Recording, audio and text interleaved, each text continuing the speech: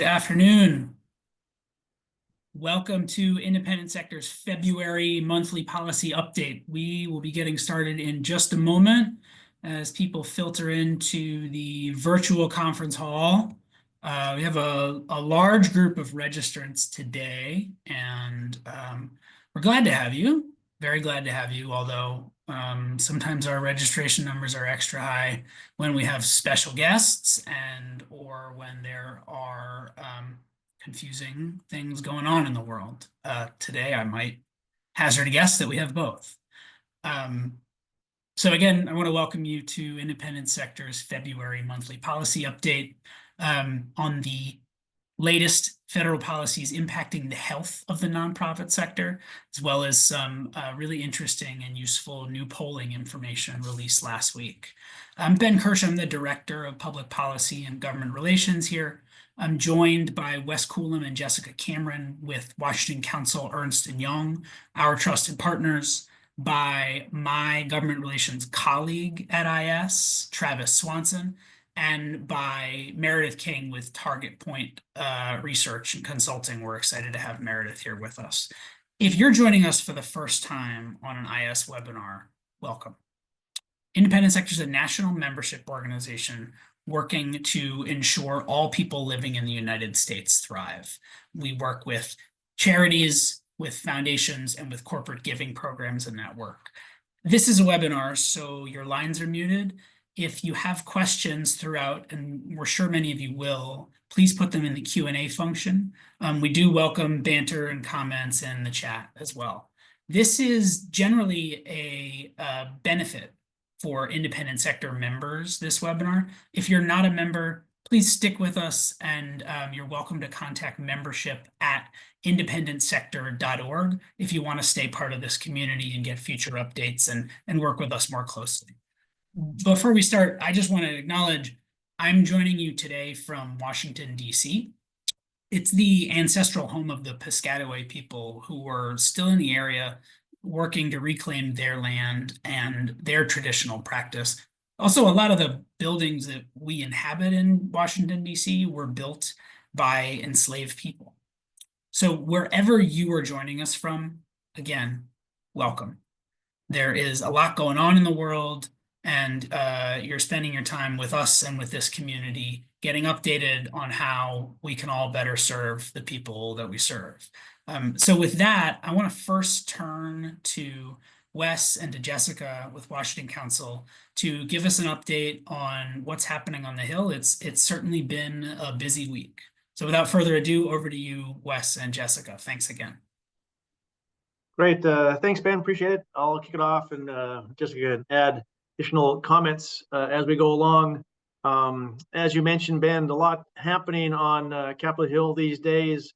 Let's focus on two main things going on right now. One, the budget resolution process in the Senate and the House, and then two, the pending March 14th date for the CR to run out, and they have to get a deal on federal spending for the rest of the fiscal year this year. So first, on the budget resolution, as you know, the Republicans who control both the House and Senate are trying to pass a budget to kind of unlock the process to move forward on a reconciliation bill.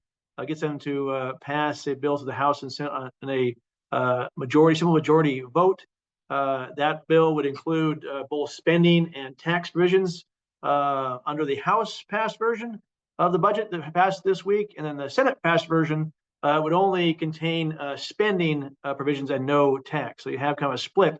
The Senate is looking at a two-bill strategy. One, this budget would include spending provisions, and then delay the tax bill until later in the year for a second budget resolution. The House this week passed one budget resolution that envisioned one big bill that had both spending cuts and tax cuts included in one large reconciliation package.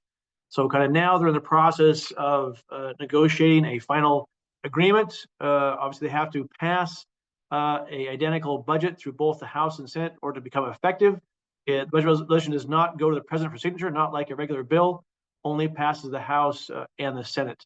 So those negotiations are kind of ongoing through this weekend and into next week is my guess. The issues on the table really are the size of the spending package and also the size of the tax cuts, assuming they kind of concede and do the House one bill strategy, which I think that they're leaning towards doing. Given that you look at the margins in the House versus the Senate, the House margin is actually much tighter and more difficult to pass things through the House. I think there's kind of deferring to the House process at this point, given the difficulty in getting things let through the House versus the Senate. So what does it mean? The House budget this week included about between 1.5 and $2 trillion in spending cuts from the various committees. It can include anything from ag programs, energy programs, Medicaid program as well. Although Speaker Johnson last night in an interview said they're not looking at kicking people off Medicaid rolls, but just doing changes to deal with waste and fraud.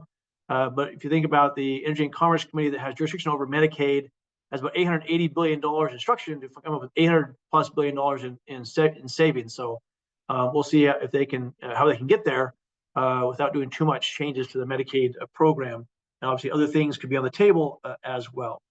On the tax portion of the House budget, it had up to $4.5 trillion in deficit increases to accommodate the extension of the 2017 tax cuts. Chairman Smith said, that's not enough to get a permanent extension of the tax cuts and probably only get them somewhere less than 10 years, 8, 9 years, potentially, depending on how the numbers work out. We expect CBO and joint tax to revise their baseline, they maybe already have this month. And so we expect to see new estimates to come out for the cost of that extension, which I'd imagine would go up compared to where we were last year. So $4.5 trillion is kind of the high watermark. There was a provision in the budget in the House that said that they didn't reach $2 trillion in spending cuts, but say only reach $1.5 trillion in spending cuts, then the tax cut portion would go from 4.5 down to $4 trillion, be reduced dollar for dollar, down possibly to $4 trillion overall. So we'll see how that plays out. The other issue that the Senate Republicans are pushing for is to change the baseline scoring for taxes to make it current policy baseline, which would assume the tax cuts extend into perpetuity and therefore would not actually score as a revenue decrease for purposes of budget scoring and not have a cost per se for reconciliation. So that's kind of the ongoing conversation between the House and Senate negotiations. They are doing a weekly meeting between the Treasury Department and the tax writers in the House and Senate and the leadership to work on the details of a tax bill, try to talk about those details. But I'd imagine that if they get the budget done in the next week or so, they're not going to move on a tax bill sometime until mid April, possibly to late April in the House, and then obviously try to get it done in the May timeframe. Obviously could slip. So we're kind of watching that and see how it plays out. I'll kind of pause there on that issue. And then also one thing to add is, I think Ben's going to talk about later, lots of executive orders coming out of the Trump administration, but one recently that came out last week on investments in China and our foreign adversaries, which had a provision there to Treasury Department and Department of Labor to examine the rules around ERISA and investment rules to look at endowment funds, university endowments, and others that invest in Chinese securities. And so, ongoing efforts there to look at U.S. investments in China, for example, China companies, and other countries of our adversaries, as it mentioned in the executive order. Also, kind of just finishing up on the appropriations process. As I mentioned, March 14th is the deadline for the expiration of the current CR. We have to negotiate on a bipartisan basis, either another CR for several weeks or months, or to the end of the fiscal year, or agree to an omnibus appropriations, individual appropriations bills. Given the tight time frame, I think the view is that they're either going to do a full year CR or another short-term CR.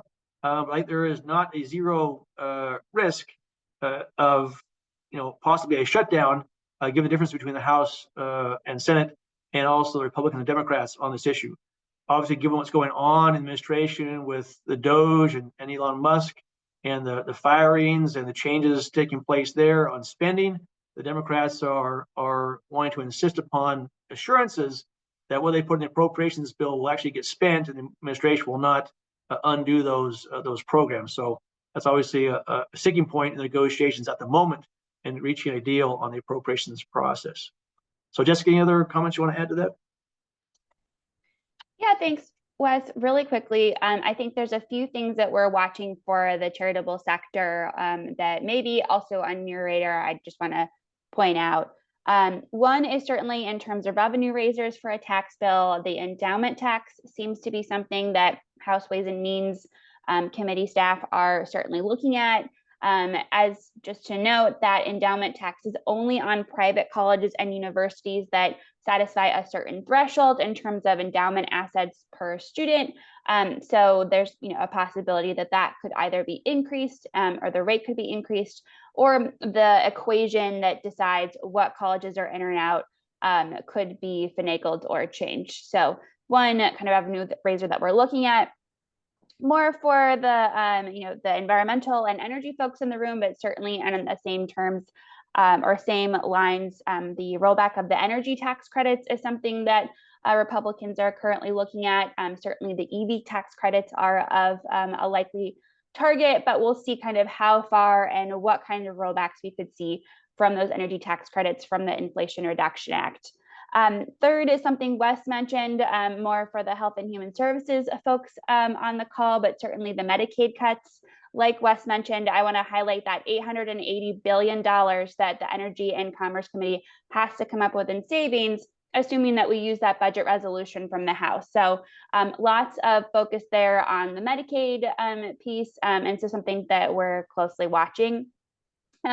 And then the next one is certainly HR 9495, or something dealing with nonprofits and addressing some of the concerns that folks have had with anti-Semitism, both on college campuses, but more in the context of this in terms of nonprofits, something that we're watching very closely. And then finally, I'll just note that in terms of kind of maybe more likely issues that could get into a bill are certainly more on the spending side, but immigration enforcement.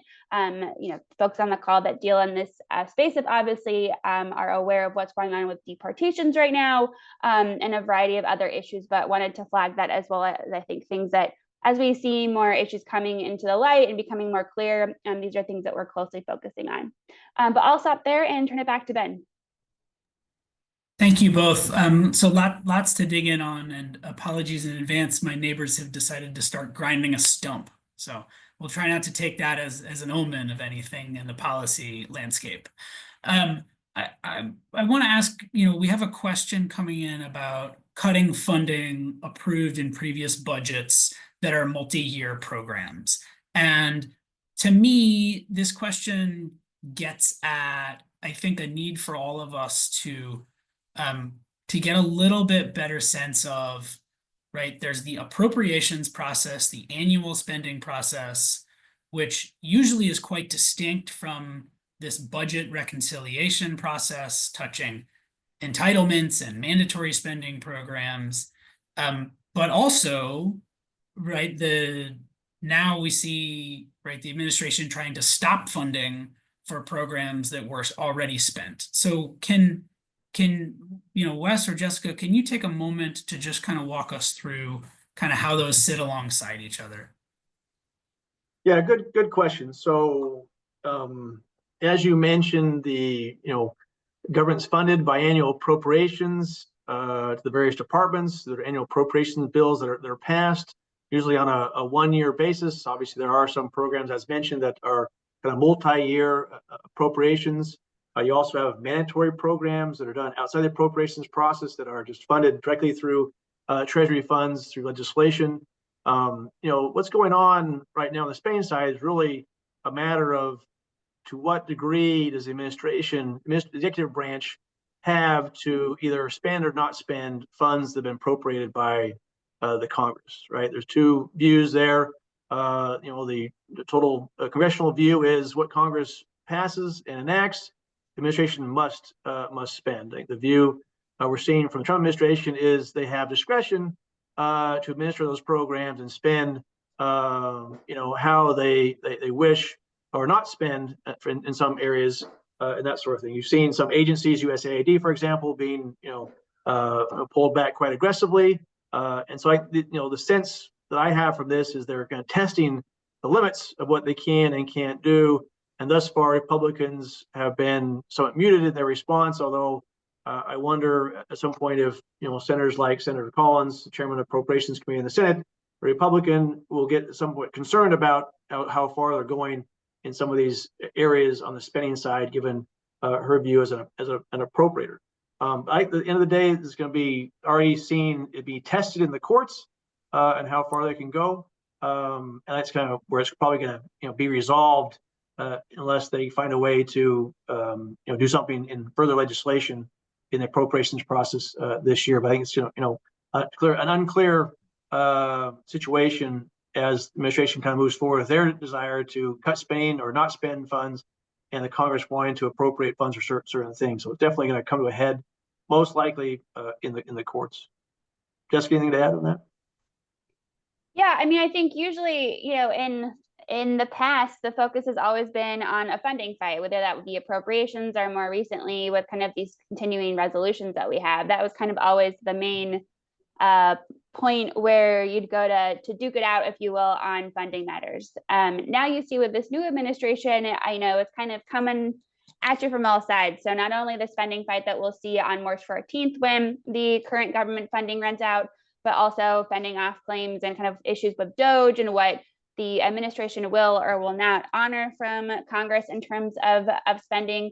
And then as well as the tax bill, which has, again, spending components, instructions that require certain committees to reduce deficits or find savings up to a certain amount. So certainly a lot more coming at you in terms of what that fight looks like. And then depending on what your funding is and where it goes, I think is contingent then on what piece you're looking at. Thank you both again. We have one more question about the education department budget and possible closure. And, I'm happy to take this one to say that, it's been our sense that the administration has been waiting on an executive order for this body of its work until the education secretary is confirmed. And I believe that vote might be happening now. I think it was scheduled for 1:45 today. I haven't checked to see if that stayed on schedule.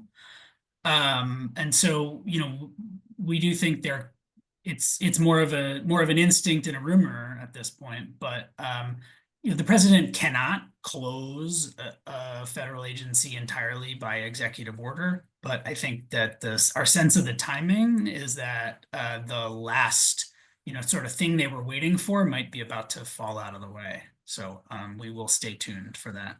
Appreciate the question. I want to turn us now to next portion of our time today. Again, we're excited and pleased to have Meredith King with us. Meredith has some slides to share on a presentation that Target Point recently conducted, an independent sector release last week. So Meredith King's the research director at Target Point, where she manages research and project development. She also has expertise in quantitative research and qualitative research as a focus group moderator. Target Point Consulting, if you don't know them, is a full-service public opinion market research firm with a stable of experts, analysts, and political managers. I can also say they're a delight to work with. If you're in the market, they're insightful, they're flexible, they're fast. They're a pleasure to work with. And I would say that, Meredith, even if you didn't have good news to share with us, I want to make that clear before you share any information with us. So I will turn it over to you, Meredith, to take us through some data. Yeah, thank you. Well, the good news is there is a lot of good news. So hopefully people can feel good about some things that I'm going to share with you. I am arguably not very good at checking the Q&A, the chat function, while I'm kind of talking through things. So the best way that I know how to get around this is to stop periodically and try to answer your questions. And I also, it's been so great to work with Ben Kershaw here. And he's just a wealth of knowledge on different policies, where we're at, and impacts to nonprofits and charities. And so, Ben, feel free to jump in at any point and add your 2 cents on how these numbers are impacting these different organizations. So with that being said, let's see. We conducted a survey of 1,400 registered voters, national survey, last week of January, first week of February, and found some really interesting things. Focus was on we looked at the charitable tax deduction and some different policies and policy work impacting nonprofits and charities. And so first I wanted to go through some key findings. So first, Americans continue to strongly support charitable tax deductions. In fact, about 8 in 10 people are in favor of restoring a $300 tax deduction for everyone and expanding tax deductions for donations up to $5,000. When it comes to nonprofits and charities, a majority of voters are against increasing taxes on them, showing clear support for their current tax status.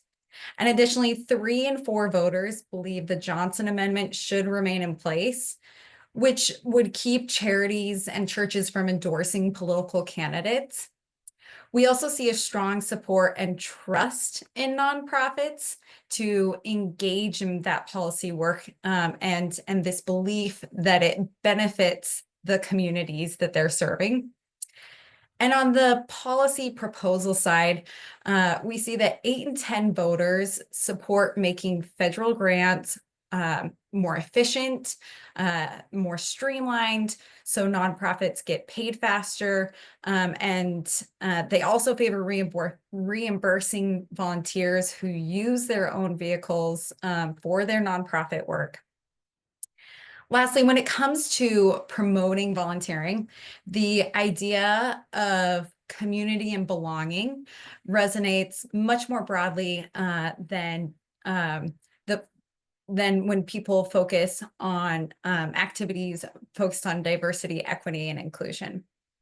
So overall, we see, and we will continue to see through these findings, that Americans want to continue supporting nonprofits, and they want to make sure that these nonprofits and charities have the tools and resources that they need to achieve their missions and to efficiently serve the people in their communities.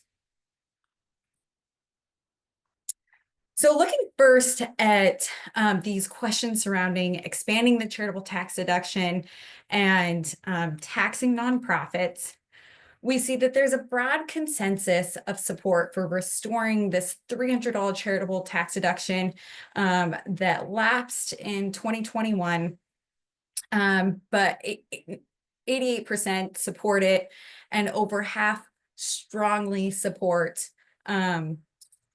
this restoration of the tax deduction. Now, like Ben said, we've been working with independent sector for a very long time, and we have been tracking, or we've been trending this data since 2021. And we see that support for restoring this tax deduction stays at this 88%. It's at an all-time high. And the opposition is at an all-time low, that 12%, very low opposition.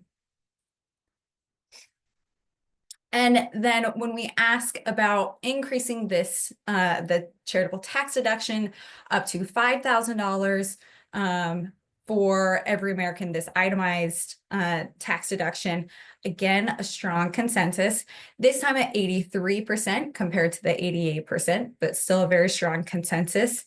And when we looked a little deeper at the political parties, we see that the support is across all political parties here. Again, we asked this same question since 2021, and we see that not only is it holding steady, the support for increasing this tax deduction has actually increased from 74% in 2021 up to 83% at our current level. And not only that, but we're also seeing the decrease in the opposition to an all-time low at 17%. Now I'll pause here, and if there are any questions, or Ben, if you want to jump in, feel free to let me know if we have any questions. Thank you, Meredith. While people formulate, so you work with a wide range of, clients and causes, Meredith. Is 83% the number you see a lot? Yeah, 83 is very, very high. We will see, you know what, let me go back one. This is something to keep in mind, okay? So 83% overall support, very, very high. The other component that we need to look at is this strongly support number. Anything above 35% of strongly support, that's a really good number, right? And the opposition is very low. So these numbers right here, very, very good. And again, you see that trended line, it's increasing, and the opposition towards this expansion of the tax credit is decreasing. So 83%, we don't often see this. It's normally, right, especially when we're looking at political campaigns, we're looking at that 50+1 number, right? And so if anything above 65, we're very happy with. And then for the strongly support, anything above the 35, we're very happy with. Really helpful. Thank you. We have a question about the community and belonging versus equity, diversity, and inclusion. Meredith, so I defer to you as to whether you want to take that now or later on in your discussion. Yeah, let's chat about it later, so we're not jumping in between slides. We'll get to that at the very end, so hold your question there. Great. Please go ahead, Meredith. Okay, great. So as we know, there has been some discussion among policymakers and people on the Hill about this idea of additional taxes on nonprofits and charities. And we see that opposition for increasing taxes is at a 2-to-1 ratio, with 63% opposing increasing taxes. And again, now that I've said, look at the strongly number, you'll see that it's 28%. So it's below that 35%. But overall, we see that there is not a huge support for increasing taxes on nonprofits. Now, looking at nonprofits and charities' involvement in government and policy work. Just before, yes, hey, Meredith, just before we get to that, I just want one question for you. And right, don't feel like you got to tell us everything is sunny. If 28% strong opposition is not where we need it to be to protect the charitable sector, that's what this group needs to hear, and we'll get to work raising that number. I guess one question for you, based on what Wes and Jessica have said, Republicans in Congress have gone to a lot of effort to make sure that it doesn't matter if Democrats want to stop tax increases on nonprofits or if Democrats want to stop anything in the tax bill. So can you tell us anything more about how Republicans in particular feel about increasing taxes on nonprofits? Yeah. So I'm looking specifically at, this survey. We'll start seeing in these other questions, as well as like pulling in our outside knowledge, that Republicans are, in general, wary about additional taxes, additional legislation on nonprofits and charities. And we'll also see that frequent churchgoers in particular, very supportive of policy work. And I apologize, I'm getting ahead of myself with the things that are coming up. But my point being is that I really believe that Republicans, these Trump voters, they want this, they're really focused on smaller government right now. They're really focused on limiting those taxes on, their beloved nonprofits and charities, their churches, and how that could impact how the bureaucracy could get kind of messy with those. And so I think that is what is, it is helping nonprofits and charities to receive that support against things like increasing taxes on nonprofits and charities. If that makes sense. Does. Thank you. So safe to say the majority of Republican voters also oppose tax increases. That's Yeah. great. Yep. Okay, so moving into nonprofit involvement in government and policy work, looking specifically at the Johnson Amendment, and again, you'll see that we pulled out the churchgoers and the Republicans. I'll touch on that, but similar to 2023, we see that 75% of voters want to keep the Johnson Amendment in place. So that would be keeping that separation between churches and charities and political endorsement of candidates. And again, we'll see that those who never attend church are particularly supportive of the Johnson Amendment at 78% compared to 69%, still high with 69%, but there is, almost there's a 9-point gap between never churchgoers and frequent churchgoers here. So then we looked at several different policy proposals and presented them to these voters to really see how they feel on these different topics. We see that out of the 6 policy proposals, the top one, this reimburse volunteers at the same rate as business employees, 82% support this proposal. And really, if I could give my 2 cents on this, I think it's because voters could see themselves as a volunteer benefiting from this reimbursement. So it makes sense that this voters would be so supportive of this policy proposal of reimbursement of volunteers.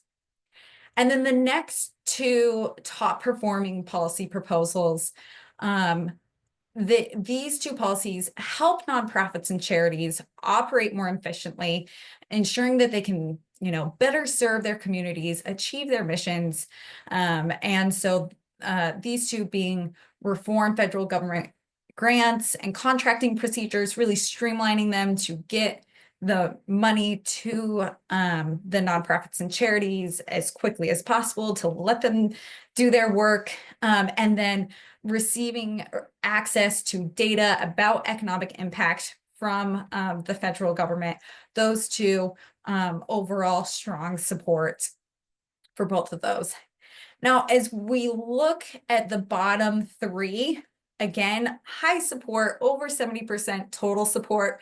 We start to see a little lag in the strong support. We also see, I'll talk about public service loan forgiveness for a minute, but we see in these 3 a little bit more of a political divide on services like these. For example, on public service loan forgiveness, we see a 20-point spread of support between Trump and Harris voters. So, for example, 42% of Harris voters strongly support PSLF, public service loan forgiveness, compared to only 22% of Trump supporters strongly support public service loan forgiveness.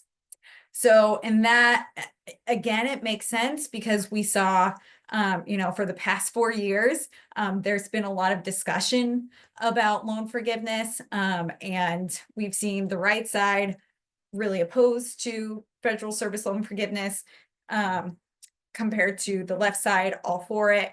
And so that divide is clearly evident here. Ben, I know these proposals are probably a big topic of discussion. So if we want to pause for any questions, or if you want to add your thoughts here, feel free. Thanks, Meredith. So people are welcome to put questions in. I want to make sure you have a chance to get to everything. Yeah, I just, our top line take on this has been that, these are 6 proposals to support the nonprofit workforce, and 7 in 10 voters support all of them. So some nuance, some are stronger than others, some have some hidden soft spots, but we're pretty encouraged by it. Now, I will say the one caveat I'll give here is that there's really strong overall support. So if you take these overall support numbers in front of a legislator, really strong high numbers.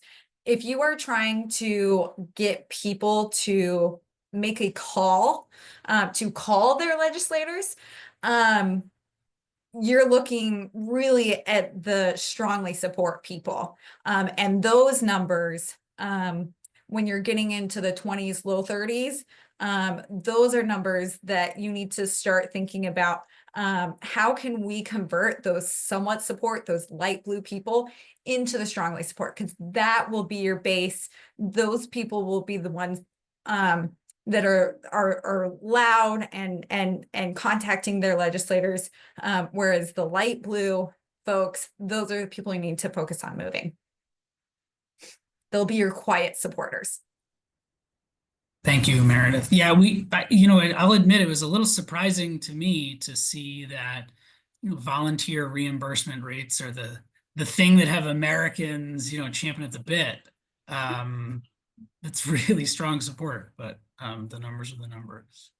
Yeah. Thanks. And again, I think it's because people can see themselves as, hey, I could be a volunteer, and man, it would be nice if I could get reimbursed for my mileage. It makes sense that it could impact them directly, whereas some of these other things, they may not be as connected with.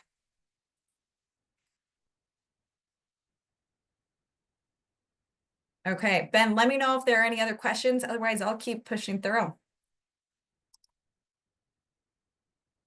So we also looked at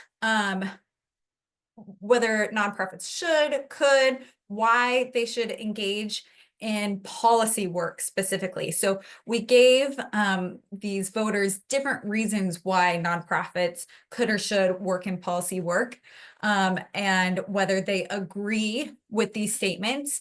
And again, we see very high overall support. Now, when testing these different messages, we found that the top reasons you'll see here are focused on nonprofits' nonpartisanship and their knowledge of a community, and as reasons for why they should be involved in nonprofit or in policy work, and why people trust them to work in policy work. Now, when we dig into the crosstabs, into those demographics, we find that those who are attending church frequently really support this engagement work. Again, likely because they see themselves as active members of nonprofits, of charities, of churches, right? So we see that these frequent churchgoers, over 90% of those voters support these first 2 messages, with 44% strongly agreeing. So like I said, these frequent churchgoers, these are the people that really believe in nonprofits, believe in the policy work that they're doing.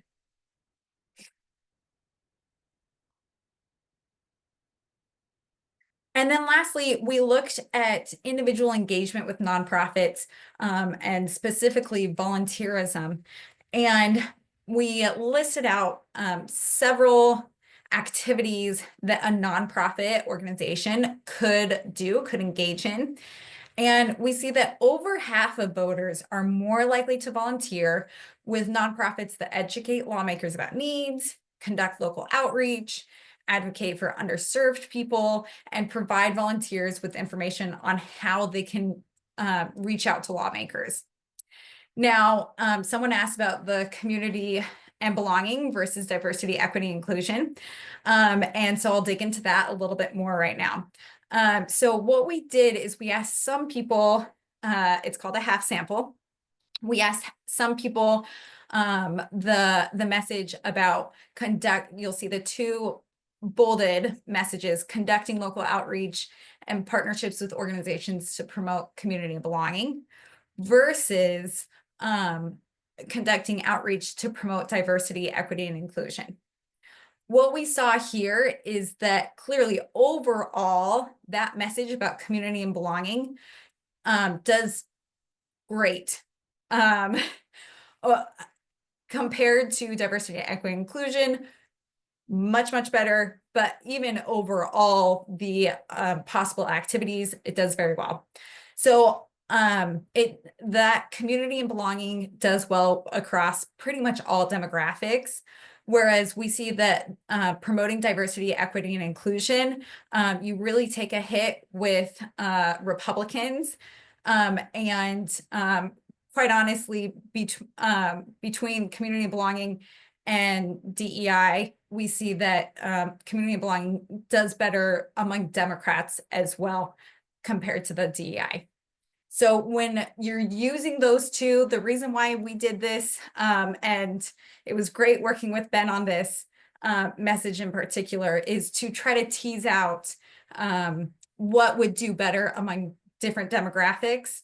And we see that that focus on community belonging does much better across all demographics. Any other questions here? Not seeing any at the moment, Meredith. I would just add, right, we're aware this is one question being asked, and there's, kind of a wide range of thoughtful work out there, insightful work from folks like Pace and others, around how you talk about the work you do. And again, this is about how you talk about the work you do. This is not a question about whether you do DEI work, whether your organization values and invests in diversity and equity and inclusion and accessibility. With all that said, it's a really interesting finding that we think tracks alongside a lot of other thoughtful work. Yeah. So I love how you said that, and it just helps to understand as you're trying to get people to volunteer and engage in your nonprofit work that you do, that the more you can be, the more you can use that community and belonging as opposed to the other language, you can see those better results. So those were our findings, our analysis, and like I said, we conducted this late January to early February. So if you have any other questions, I'm happy to answer them. But that is it for us.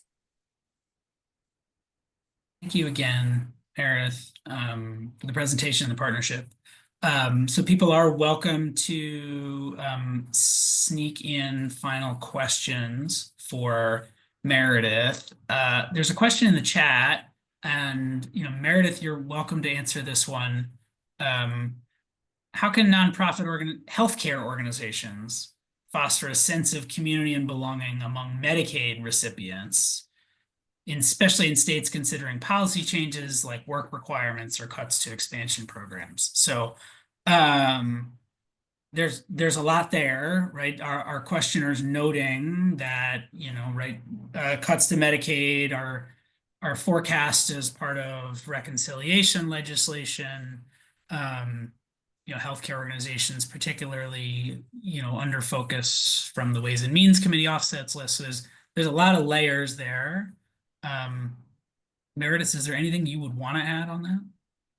No, I feel like this is a little beyond my scope. This jumps into your world and realm, Ben.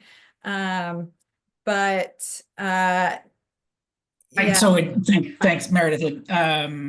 Fair. I just, you'll never cease to impress us. So one thing I think that is a learning that many people have from previous Republican efforts, previous congressional efforts to pass healthcare legislation is that when Medicaid was under the microscope last time, communities of interest really did I think bind together and advocate really loudly. A lot of policymakers had no idea that many public schools relied on Medicaid as a significant source of funding. There's a lot out there that if Medicaid continues to be a focus in the policy space, I think you will see people bind together and build community and belonging around that program. Certainly lots of work to be done. Wes, was there something you wanted to add? Yeah, just to add on the numbers, like Jessica mentioned, the Energy and Commerce Committee, which has jurisdiction over Medicaid in the House, has an instruction on the House budget for $880 billion in savings. It doesn't have to all come from Medicaid. That's obviously the biggest program that they have in their jurisdiction for savings.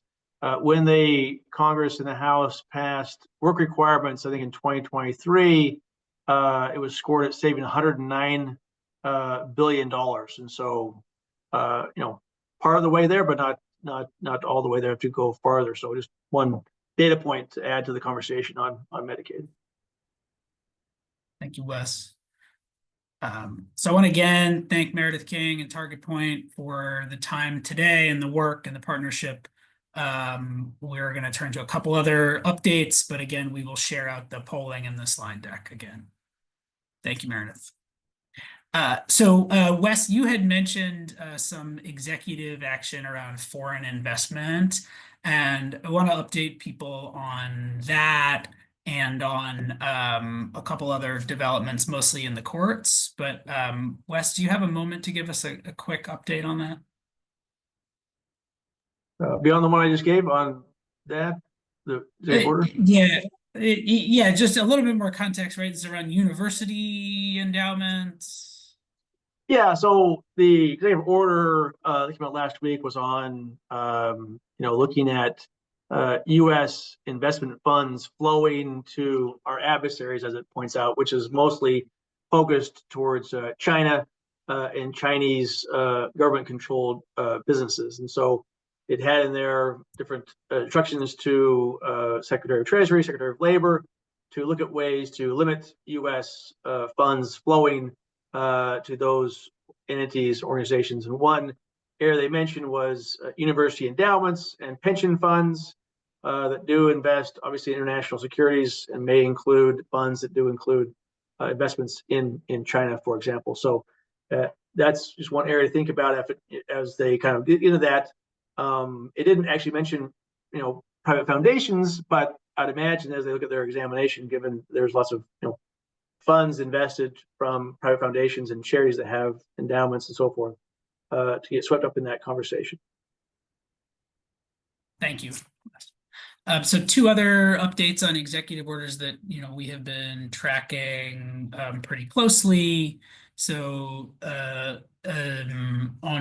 first, the multiple package of anti-diversity, equity, and inclusion executive orders from days 1 and 2 has now been temporarily blocked by a court. A federal judge in Maryland blocked that earlier this week. And so, again, we expect that to continue through the appeals process. The, sort of closer to the headlines, a district judge had commanded that USAID funds be paid out by midnight last night, and that has now been halted by the Supreme Court to give time for further review. So USAID contractors and other payments that were due have, to our understanding, not yet been paid, and that's another one that seems like it will go to the highest levels, with the Supreme Court stepping in to halt that payment. So again, we'll keep posted on those, and we'll share out links, but wanted to flag those. I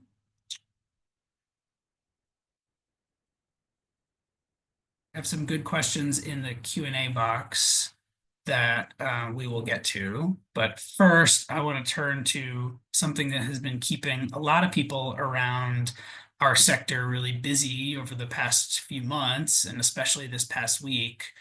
A lot of stuff going on Capitol Hill earlier this week, and Travis Swanson has an update for us on that. Good afternoon, everyone, and thank you again for joining us. I just wanted to take a moment to share an exciting update from this year's 22nd Annual Foundations on the Hill, or FOTH, which took place earlier this week.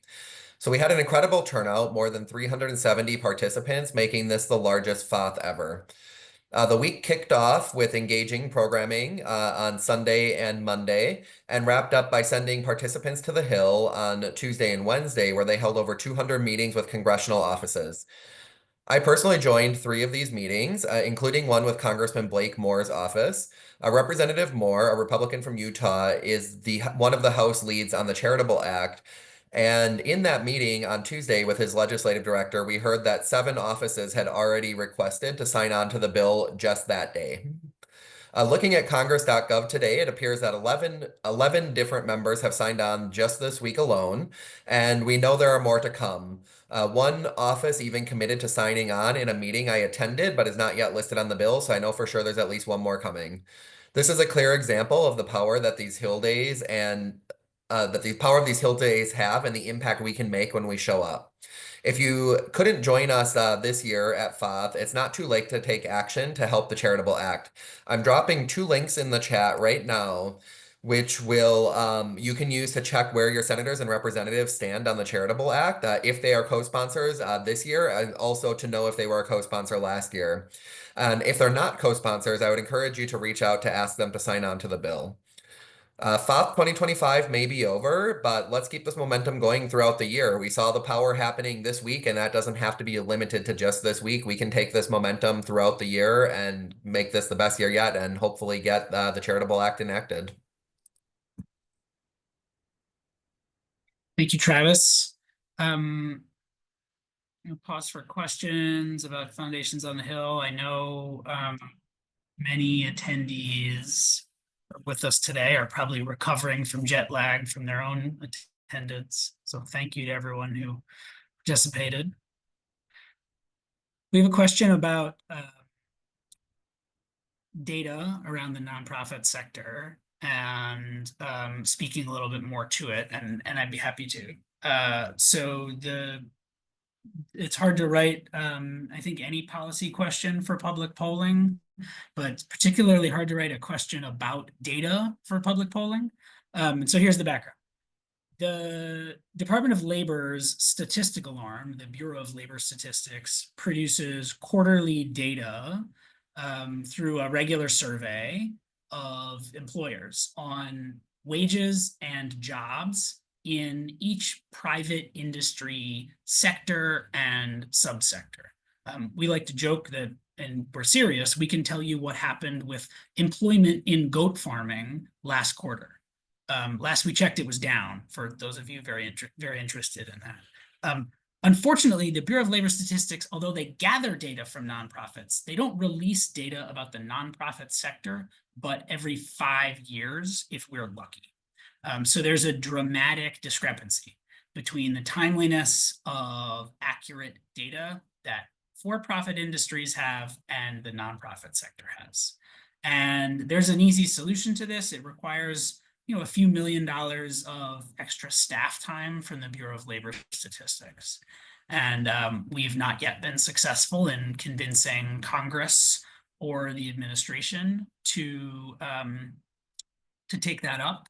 But we've built, a lot of momentum amongst the sector for it. So in October, 600 plus organizations across the sector spanning all 50 states wrote to then President Biden, urging him to make this happen. And we will continue advocating to anyone in the White House about it. So that was some of the framing and some of the context on that issue. With that, I know we've covered a lot of ground today. I can't say I'm surprised that we covered a lot of ground today, but we're grateful to all of you for joining us. Since any further questions or comments, again, thank you for joining our February monthly policy update. Thank you, Jessica. Thank you, Wes. Thank you, Travis. Thank you, Meredith. Thank you, Manuel. And most of all, thank you to all of you for the work you're doing day in and day out. There's plenty to do, and we're grateful to be in it with you. Thanks again. Thank you. Thanks, everyone.